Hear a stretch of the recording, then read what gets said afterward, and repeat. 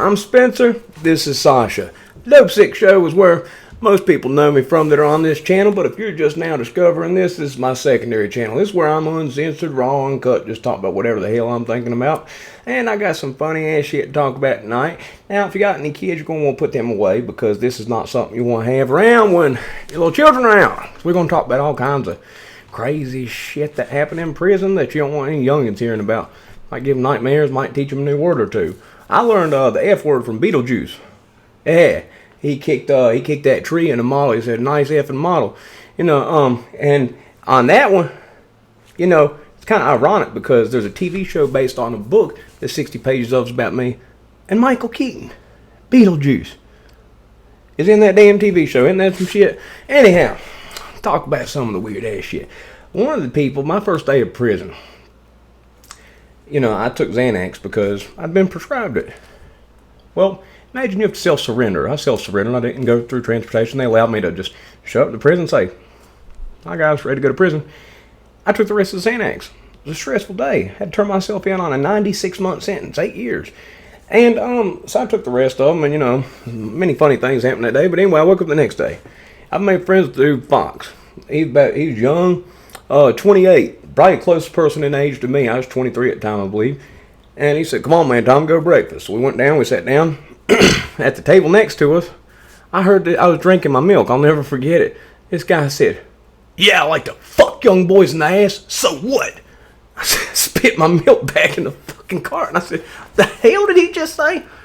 "Oh, that's Flamin' Raymond." "What?" "Flamin' Raymond. It's like flaming ramen noodles, kind of like flaming Cheetos. What the hell's a Flamin' Raymond?" I said, "Flaming Raymond. Not Flamin' Raymond. Flaming Raymond. That's the homosexual shot caller." Well, that fucking explains everything. Guess I'm not in Kansas anymore. Shit. Okay, so Raymond is a jacked, big old white dude from West Virginia. I believe he's a chomo. I believe he's in there for messing around with somebody that's underage, boy, I believe. And anyway, the group that he had, that he was in charge of, it wasn't a whole bunch of them, but you make friends when you go to prison, and I can imagine somebody being like a skinny young guy, find somebody that got him, look up, for, and you'd see people with Raymond, and it looked like, he'd have them out there working out. You'd think, yeah, he's teaching them how to work out. Nah, he's getting them fit. They're nice and tight for him. Oh, Lord have mercy. But anyway, at first they walked beside him as equal, right? And then sooner or later, he didn't have them wearing no Kool-Aid on their lips or nothing like that. But sooner or later, they'd be like his caddy. So he'd be walking up front. They'd be back in a 45-degree angle, carrying like 4 bags. And there's this guy, Joe C. His last initial was C. And Raymond, you saw them hanging out a good bit. Raymond would get people in debt. He got Joe C. in a pretty decent sized debt with him, and basically he's like, we can wipe this clean. And I think he'd already done stuff anyway to him with whatever. He said, prison marriage, get married to me out in the yard when we can clear this debt. So I had a little prison wedding, flower girls and all. yeah, it was an actual thing. That actually happened. So after that, Joe got a nickname. It wasn't a very nice nickname. It wasn't a politically correct nickname. It was something that rhymes with slow-mo Joe. So it wasn't slow-mo, but I ain't going to say it because there are certain words, and certain words I can, certain words I can't. That's one I can't. So, Joe. And my boss, who was like, he reminds you of Uncle Jesse off Dukes of Hazzard. He always had this, looked like a tumor in his lip of chewing tobacco, which the people in maintenance that live across the way from me, in the 4-man next to my room, they would always ask to clean his office. They'd scoop up that used chewing tobacco and dry it out and sell it to people. They roll it up in cigarettes. And they called it, what did they call it? I can't remember what they called it. They had some name for it. They sell them $2 a piece for a big thing. And they charge $20 a piece for a Newport 100 in there. So, cigarette for $2, people were smoking those up like crazy. Yeah. But anyhow, that boss heard the nickname. And when we're getting ready to go to lunch, we're standing there waiting for them to let us out, and our boss called him that nickname. Oh, pissed Joe off like a son of a, you know what? Boss came in the next day and he said, "You won't believe what that little did to me. He filed paperwork. They're making me take a damn sensitivity class." He was mad as hell. He'd been in for 29 years. He retired when I got in trouble, got sent to medium. He retired when I was there, but he, cool old man. His name was Bruce Ray. He was a cool dude. He was funny as could be. Lord have mercy. Good dude, good boss. You know, a lot of the time the bosses at maintenance were not like the bosses and staff at other places. They weren't super COs. They'd make friends with you. I know many maintenance COs straight up that kept in contact with inmates. Helped them get hooked up with employment once they got out. I don't know anything about him and doing that. Nothing at all about him doing that. But I know about other ones that did that. And that's really cool for people to look out like that. But Flamin' Raymond, a number of stories about that dude. But, you know, just saying it as he said it. Just telling the story as I want to tell unedited. It's funnier when I can say certain words like I'm saying right now. Okay? See what I'm saying?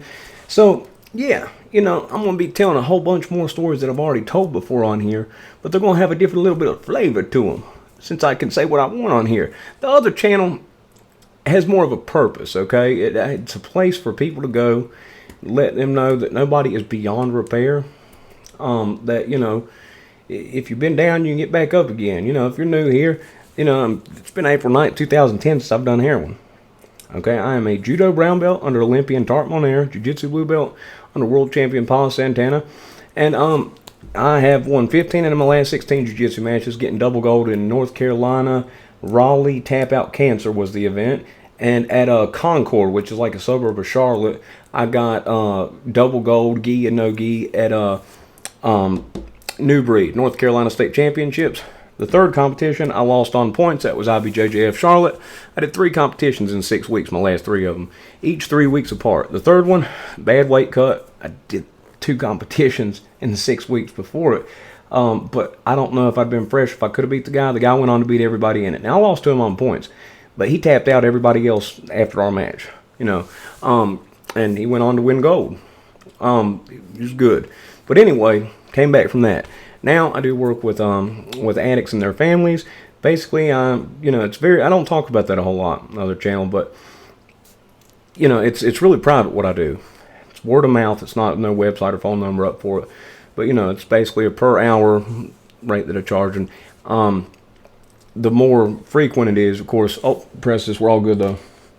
There are discounts for that, you know, that I do for people. But basically, it's a really involved job, but I have to disassociate because not a lot of people, it's a high relapse rate. But the more you keep trying to get right, the higher the chance is that you will get right. So basically, yeah, it's a low percentage. If somebody goes to rehab, it's like, you know, a low percentage that they're going to stay clean. But the more times you keep going back, the more likely it is you're eventually going to get it. It takes different things for people. The bad had to outweigh the good by a significant amount before somebody will start saying, maybe what I'm doing isn't working. For me, it took 20 mandatory minimum sentences for something I didn't do. And even when they found out I didn't do it, they still said, well, it happened in your apartment. So we're still charging you. They asked for 15, my lawyer asked for 0, I got 8 years. I can't really complain too much because the judge met right in the middle. Apologize, I can hear myself talking different. Tongue right there. I was sparring the other day. My mouthpiece, the more you go in sparring, the mouthpiece will come down, it'll fall down a little bit sometimes if you're breathing out of your mouth. And it fell down, you know, my tongue to slide it back up on my teeth, and at the same time I did that, boom, popped in my mouth. And the mouthpiece, you know, my lower teeth bit my lip, and it's made my voice a little bit off. But anyway, I'm going to be adding a whole lot more on this channel more regularly. I might do 2 videos a day, one on the other channel, one on here. The other channel will be, you know, keep it clean, keep it Jeff Foxworthy, but here I'm going to keep it Richard Pryor, you know, keep it dirt nasty. So I had some fun on here and everything else. But you know, got some wild shit got to tell y'all about. Some of these stories just have, they've all got a lesson, okay? You know, but here where I can just say the story as if if I was going to say it to an audience trying to get laughs, that's how I'm going to say it here. It's going to be a funny place. We're going to have a hell of a lot of fun right here. I'm telling you that shit right now, you know. But anyway, if you like the video, press the like button. If not, I've wasted 10 minutes and 10 seconds of your time. And you're never going to get that shit back, which that's about a bitch. But, I mean, I can't do shit about that. So, you know, watch the next one. Hope you like it. Or don't watch me again. Shit, I might have just lost you right here. But hopefully you like this shit. Because I got some more stuff coming. I think y'all are going to like it. And I'm going to go watch UFC. Israel Adesanya is fighting Alex Pereira. It's some major shit. Got some wild fights on that card. Dustin Poirier versus Michael Chandler. Got quite a number of fights. Gonna be interesting on here. My birthday's Monday, you know, which don't tell nobody on the other channel that. I'd appreciate it if you didn't. You know, if you come here, I think you probably like me a little bit more than some of the other people do. So I appreciate you for coming here and checking this shit out. And I'm gonna do stuff here more regularly. So check me out here. I'm also gonna add more stuff to it. There's been trying to get jiu-jitsu stuff going on for a minute and the self-defense and all that stuff. So many people just don't want to be on YouTube. And all the people that I train with, like I've got doctors, psychiatrists, you know, professionals, they don't want to be on a YouTube channel called The Dope Sick Show because it says dope sick. Oh my God, I'm a professional. I can't be seen in that. So that's kind of the shit that I've been dealing with. You know, I know some people are just nervous of being on camera, but I am really trying with that.